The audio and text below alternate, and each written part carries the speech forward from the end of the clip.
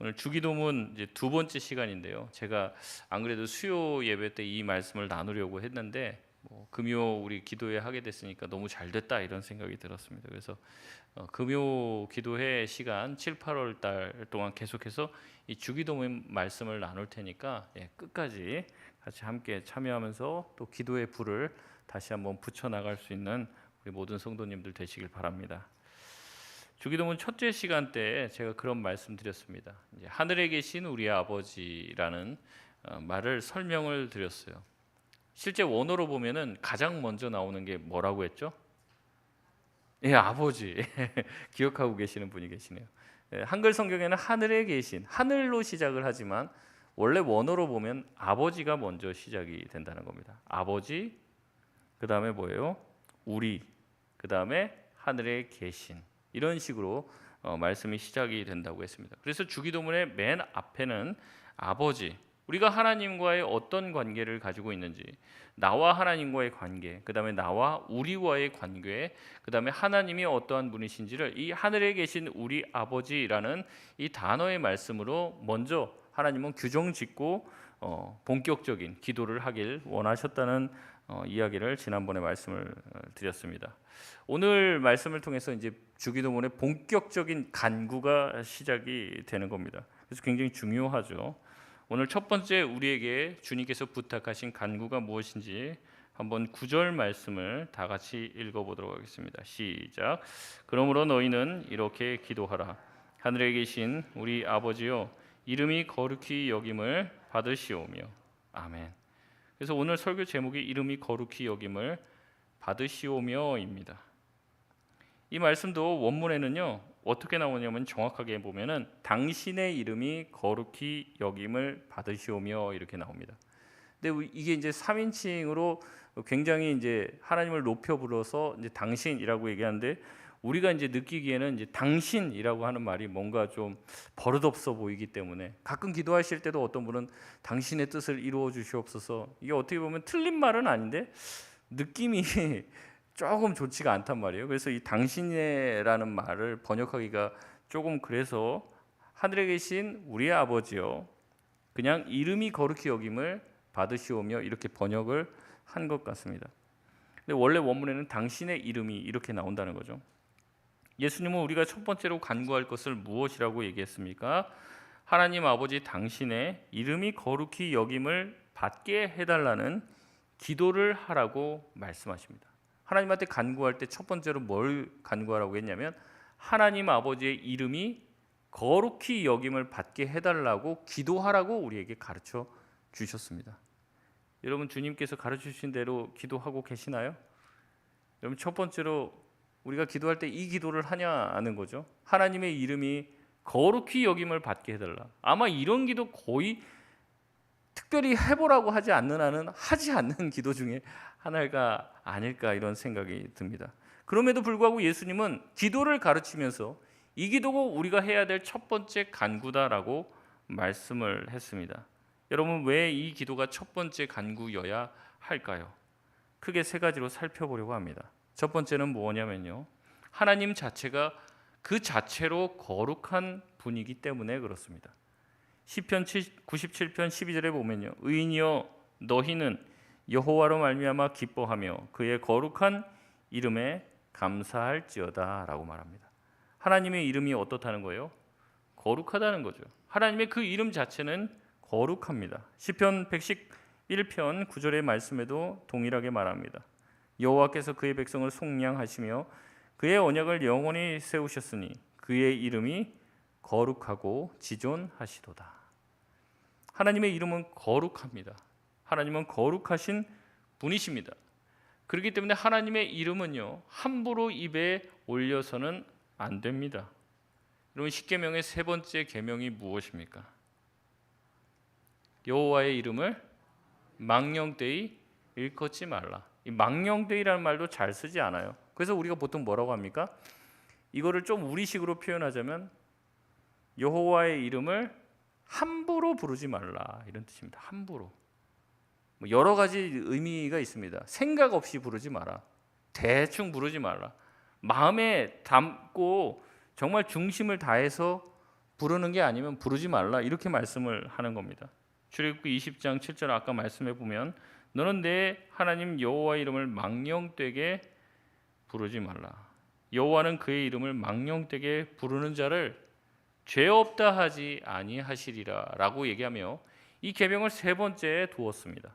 그만큼 중요하다는 거죠. 오늘 새벽에 오신 분들은 아시겠지만 첫째, 둘째 계명이 중요하다. 오늘 오후에는 세 번째 계명이 중요하다. 이렇게 얘기하는 거죠. 여러분, 하나님의 이름이 거룩한 이유는 하나님 자체가 거룩하기 때문에 그렇습니다. 그분이 거룩하니까 그분의 이름을 함부로 부를 수 없는 것이죠. 여러분, 이거는 세상 나가도 마찬가지더라고요. 제가 알고 있는 어떤 분이 S전자에 다니는데 거기 이제 제가 그 사장님 이름을 함부로 막 불렀더니 그렇게 부르면 안 된다고 그렇게 얘기를 하더라고요. 뭐 JY님 뭐 이렇게 JY 뭐 이렇게 부른다 그러더라고요. 그래서 뭐 이름을 왜 못 부르냐, 뭐 홍길동도 아니고 그 이름 부르면 되지. 그랬더니 그렇게 부르면 안 된다고. 자기는 피도 파란색이라고 뭐 이런 식으로 얘기를 하더라고요. 그래서 잘못 배웠구나 이런 생각이 들었습니다. 그러니까 자기 회사 사장 이름도 함부로 못 부른다는 거예요. 근데 우리가 어떻다는 겁니까? 하나님의 이름을 너무 쉽게 부릅니다. 제가 우리 아들한테도 뭐 약속하면 자꾸 그런 얘기를 하나님한테 맹세할 수 있어? 뭐 이렇게 그런 말 함부로 하지 말라고 제가 얘기를 합니다. 그럼 아빠 지금 거짓말하는 거네 막 이렇게 얘기를 해요. 하나님의 이름을 쉽게 얘기합니다. 그러나 성경 전통에 의하면 절대 그렇지 않아요. 여러분, 성경 필사자들이 있습니다. 필사자들이요, 성경을 필사를 합니다. 복사기도 없고 뭐도 없으니까 하나님의 말씀을 되물림하기 위해서, 전달하기 위해서는 말씀을 피고 필사를 하는 거예요. 여러분 아실 겁니다. 이 야훼, 하나님의 이름이 나오면 어떻게 해요? 지금 우리가 보는 개역개정 성경에서는 여호와라고 쓰여져 있는 단어입니다. 이제 또 다른 교단에서는 야훼라고 쓰기도 하는데, 이 글자가 나오면요 어떻게 하냐면 한 글자 쓰고 목욕하고 기도하고 와서 또 한 글자 쓰고 또 기도하고 목욕하고 이러고 와서 또 한 글자 쓰고 이랬단 말이에요. 그 발음도 안 합니다. 우리가 지금 야훼라고 그렇게 추측할 뿐이에요. 그런데 우리가 야훼라는 그 글자도 자음만 남아 있습니다. 자음만, 모음이 없어요. 그러니까 어떻게 발음하는지도 실제적으로는 모릅니다. 뭐 안다는 사람이 있는데 실제적으로는 하도 이 발음을 안 했어요. 그래서 여기다가 아도나이, 주님이라고 하는 그 단어의 모음을 갖다 붙이니까 이제 여호와가 된 거예요. 그래서 여호와라고 우리가 써놓는 겁니다. 애초에 하나님이라는 이름의 단어를 부르지도 못했단 말이에요. 그냥 그래서 이제 성경 읽다 보면 여호와, 이 야훼라는 단어가 나오면 그냥 주님 이러고 넘어갑니다. 그리거나 아니면 하고 넘어갑니다. 그럼 보통 다 하나님의 이름인 줄 아는 거예요. 자기들이 생각하기에 부지 중에라도 하나님의 이름을 망령되이 부를까봐 자기들이 조심스러워하는 마음에 이 하나님의 말씀을, 하나님의 이름을 함부로 부르지 않았다는 거죠. 하나님이 거룩한 분이시기에 그분의 이름 또한 거룩하기에 하나님의 이름을 부르지 않았던 것입니다. 그러나 시간이 점점 흐르면서 하나님의 이름이 땅에 떨어지게 됐죠. 하나님의 이름이 무시받게 됐습니다. 특히 영어를 보면 알 수 있죠. 교회에서 나오는 단어는 다 나오는 겁니다. 오 마이 갓 이렇게 하면 하나님 나오고, 뭐 무슨 상황을 딱 닥쳤어요. 그러면 지저스, 그래서 예수님이네라고 하는데 밑에 제기랄 뭐 이렇게 나온단 말이에요. 욕으로 쓴단 말이에요. 하나님이라는 말 자체를, 단어 자체를 욕으로 쓰는 거예요. 그래서 예수 믿는 사람은 오 마이 갓이라고 하지 말라고 하더라고요. 오 마이 갓이 뭐 굿니스 뭐 이런 식으로 쓰라고 하는 거예요. 하나님이라는 이름을 망령되이 부르지 말라고 그렇게 가르치는 거예요. 너무 쉽게 하나님의 이름을 마구 부르는 거죠. 그래서 예수님은 우리에게 하나님 아버지는 그렇게 함부로 이름을 부를 뿐이 아니라는 겁니다. 하나님 아버지는 그 아버지라는 이름 그 자체로 우리와 친밀하지만 동시에 그분은 존귀하시고 거룩한 분이라는 것을 잊지 말라고 이야기합니다. 그래서 하나님의 이름이 땅에 떨어지지 않고 존귀히 여김을 받게 해달라고 너희가 간구하라고 가르치시는 거죠. 이 하나님의 거룩함은요 두 가지 측면이 있습니다. 첫 번째는 두려움입니다. 두 번째는 이끌림이에요. 하나님 앞에서 이 거룩함을 느끼는 자들은 이 두 가지를 다 경험하게 됩니다. 하나님 앞에 선 죄인들은 자신들이 죄인이라는 사실 때문에 두려워합니다. 그리고 하나님 앞에서 자기가 죄인이라는 사실 때문에 하나님 앞에 나아가지 못하고 하나님으로부터 자신들이 멀어지길 원하죠.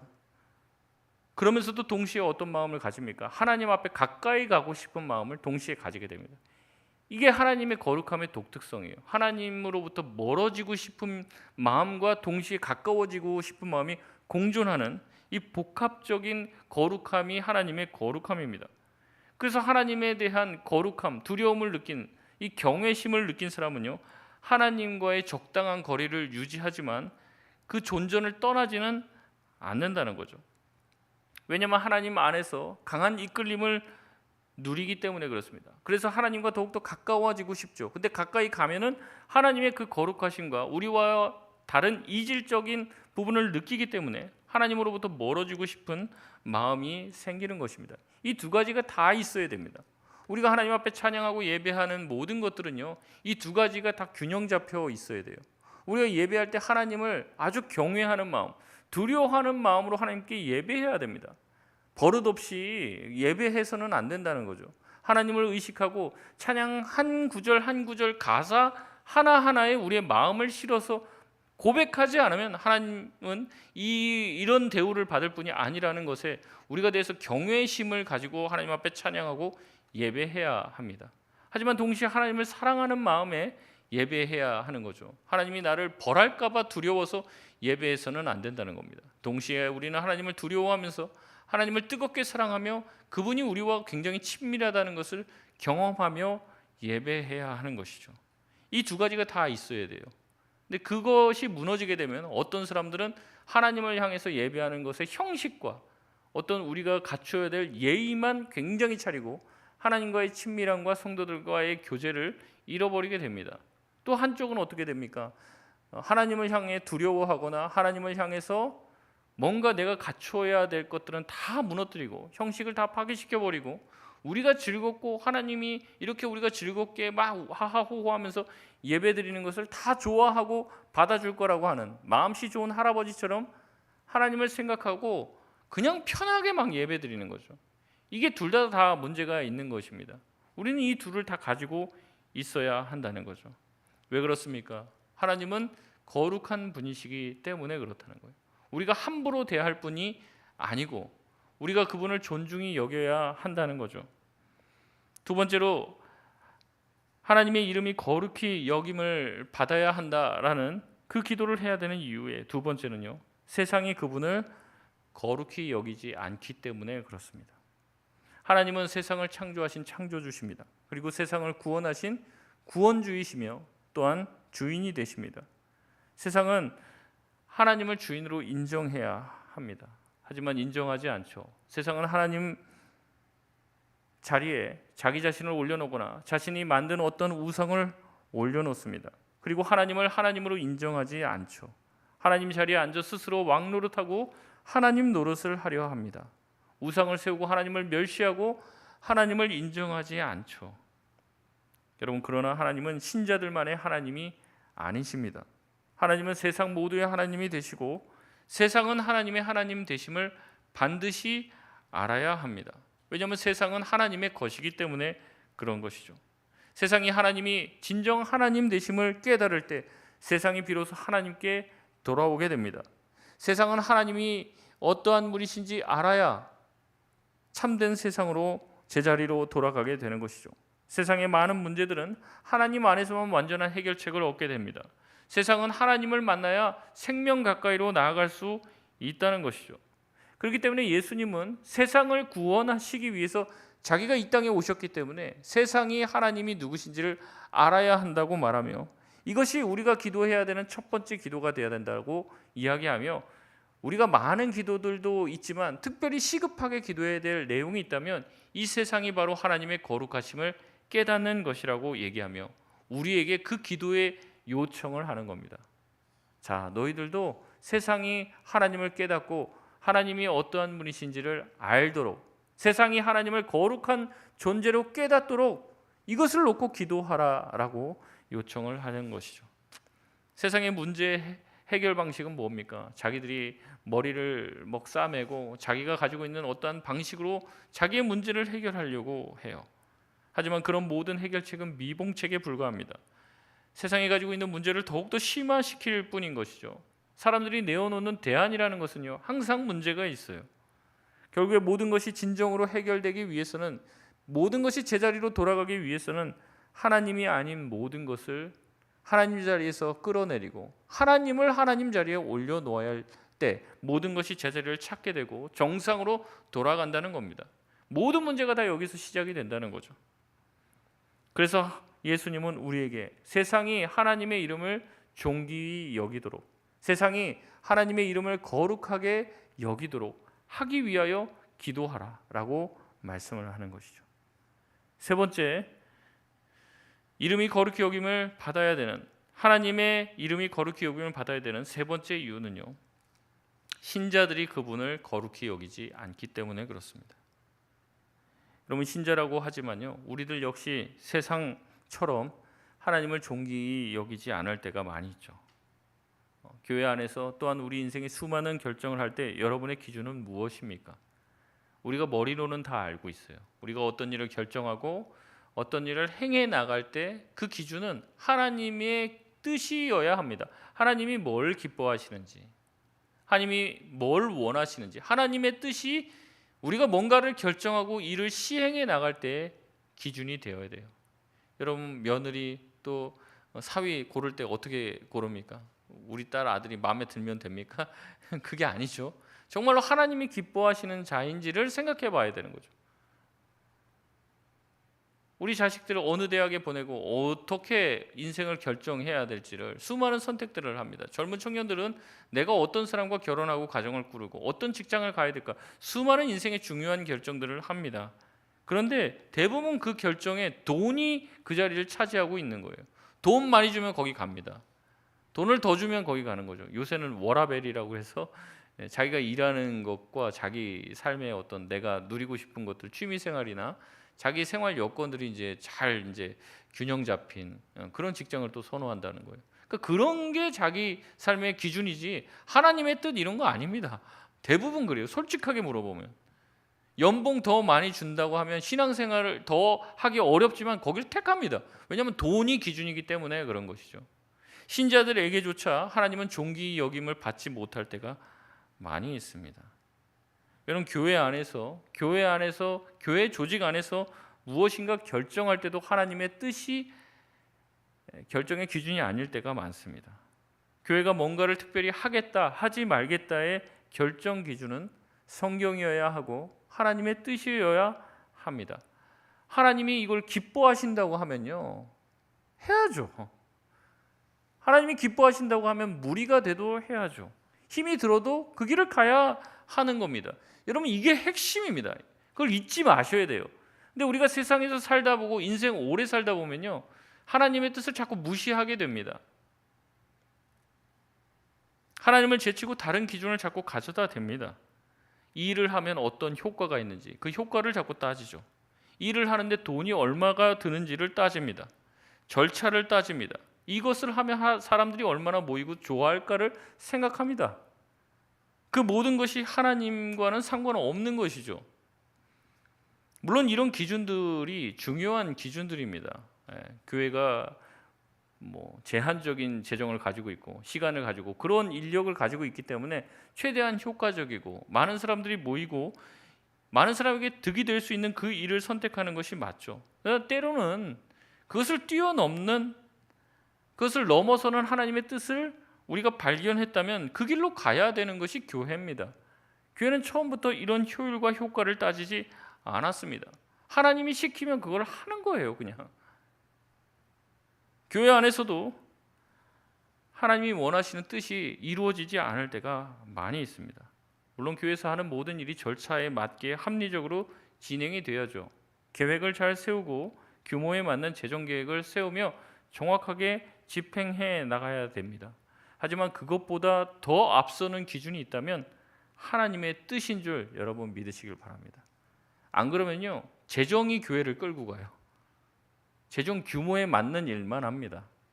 아니면 우리 생각에 합리적인 일만 하게 됩니다. 여러분, 그것은 더 이상 하나님이 주인인 교회라고 할 수가 없죠. 우리가 생각해 봐야 될 것은 항상 하나님의 뜻입니다. 하나님이 이걸 원하신다? 그러면 하는 것이죠. 그것을 통해서 기독교의 복음이 여기까지 오는 겁니다. 선교사들이요, 중국 가려다 우리나라 왔어요. 중국 가려다가. 중국밖에 모르니까 우리나라도 모르는 거죠. 있는지도 몰라요. 일본 갔다가 조선이라고 하는 나라가 있다고 하니까 거기 들어보지도 못했거든요. 그럼 거기 선교사도 없겠네. 내가 갈까? 이런 마음을 가진 거예요. 근데 이 사람들이 미국에 있었고 영국에 있었고 호주에 있었으면요, 거기서 뭐 떵떵거리고 잘 살았을 사람들입니다. 대학교 총장 하던 사람이고요, 의사 하던 사람들이에요. 그런 사람들이 동방에 이 나라에 와갖고 복음 며칠 전하지도 못하고 풍토병 걸려서 죽었습니다.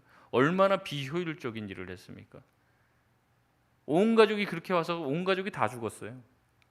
여러분, 그렇게 미련한 짓이 어디 있습니까? 이렇게 낭비가, 이런 낭비도 없죠. 왜 그런 일을 했습니까? 하나님이 기뻐하시는 그 일이라는 그 일념 하나에 여기까지 와서 복음을 전한 것이죠. 하나님의 뜻, 그것이 우리의 유일한 결정의 기준이 되어야 될 줄 믿습니다. 하나님이 이것을 기뻐하시냐, 하나님이 이것을 원하시냐, 이것을 생각해야 돼요. 하지만 우리는 자주 내가 기준이 됩니다. 오늘 이렇게 많이 오셔서 참 감사합니다. 근데 우리가 오늘도 아마 고민하시다 오셨을 거예요.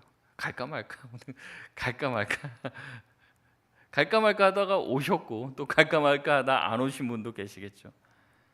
누가 기준입니까? 뭐가 기준입니까? 오늘도 내가 이 자리에 나오고 말고를 결정하는 그 기준이 뭐냐는 거예요. 그 기준이. 물론 아프시면 못 오실 수 있습니다. 피곤하시면 못 오실 수 있죠. 제가 그걸 이해를 못하는 게 아니에요. 근데 제가 조금 도전을 드리면요,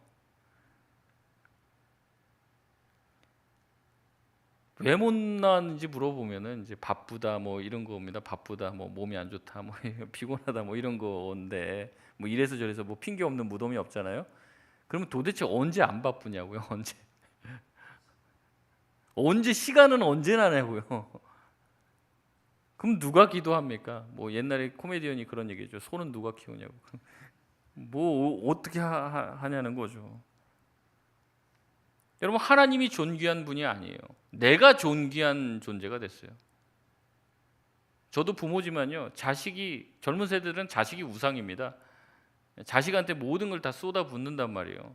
자식 중심으로 모든 인생이 돌아갑니다. 하나님 중심이 되어야 될 그 핵심의 자리에 자식이 들어가 있는 거예요. 그래서 자꾸 나만 생각합니다. 내 가족만 생각합니다.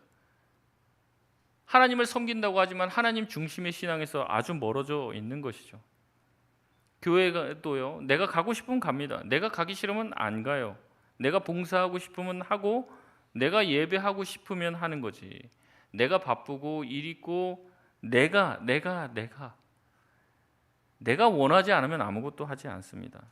제가 말씀드렸습니다. 물론 바쁘시고 피곤하고 몸이 안 좋고 그러시면 안 할 수도 있고 안 나올 수도 있습니다. 이해를 못하는 게 아닙니다. 그러면 도대체 언제 기도할 것이고, 언제 예배할 것이고, 언제 하나님의 뜻을 우리 삶에 이룰 것이냐는 거죠. 제가 제자 훈련하면서 그런 말을 했는데 새벽기도 어차피 나와도 피곤하고 안 나와도 피곤하면 나오는 게 낫다, 그렇게 말씀을 드렸습니다.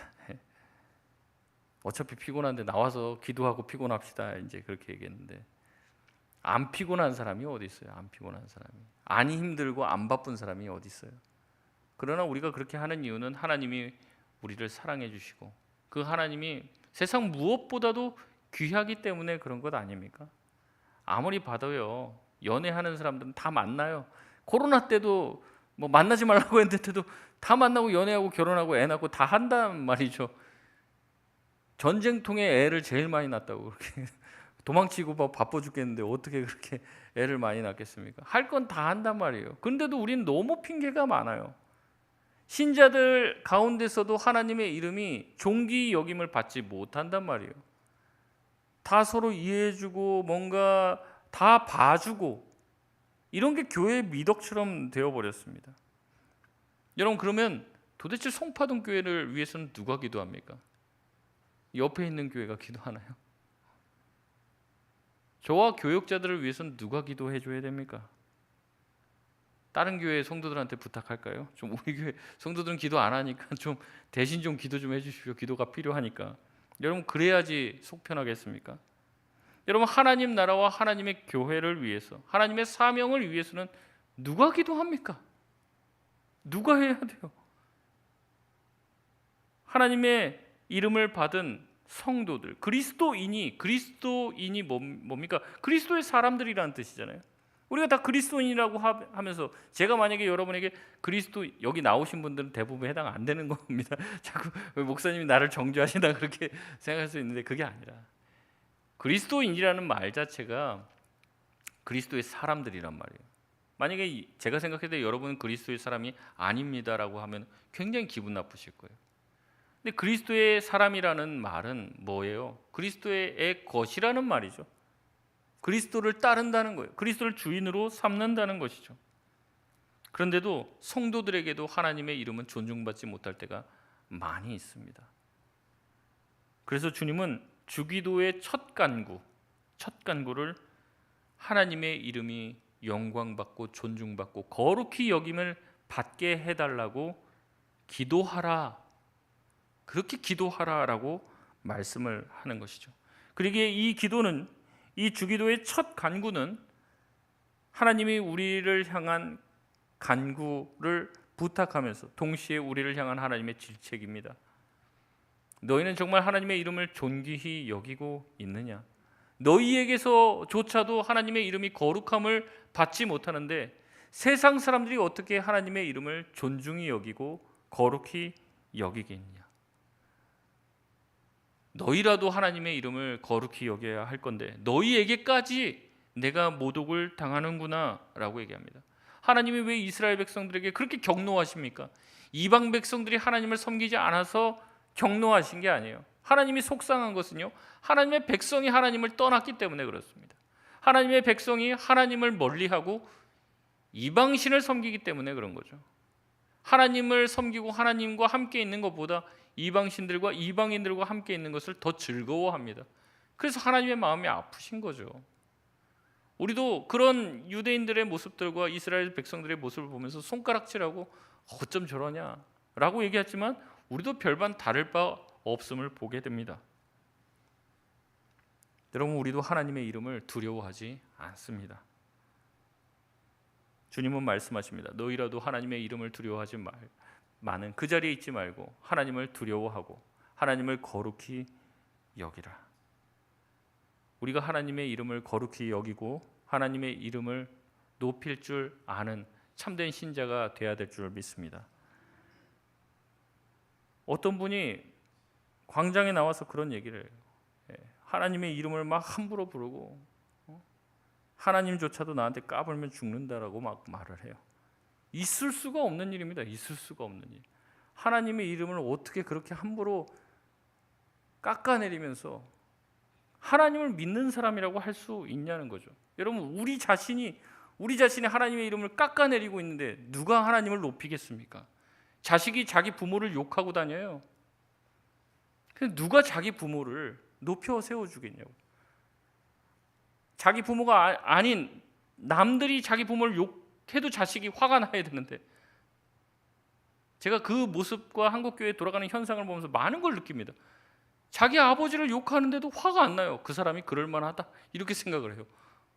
아니, 어떻게 그럴 수 있습니까? 자기 부모님을 누가 남이 욕해도 그렇게 아무렇지도 않은가요?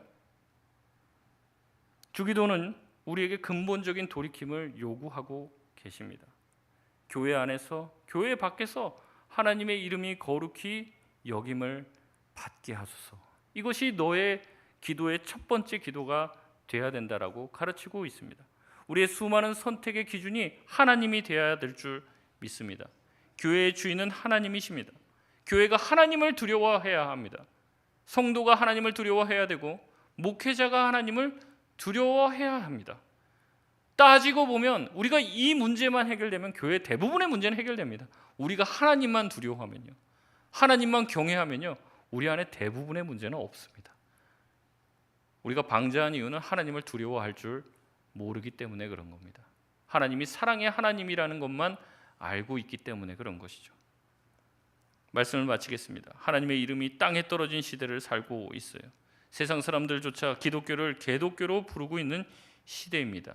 성경이 문제가 아니고 예수님이 문제가 아닙니다. 저와 여러분의 문제인 거죠. 우리가 먼저 하나님의 이름을 다시 한번 거룩히 여길 때 세상도 하나님의 이름을 거룩히 여기게 될 줄 믿습니다.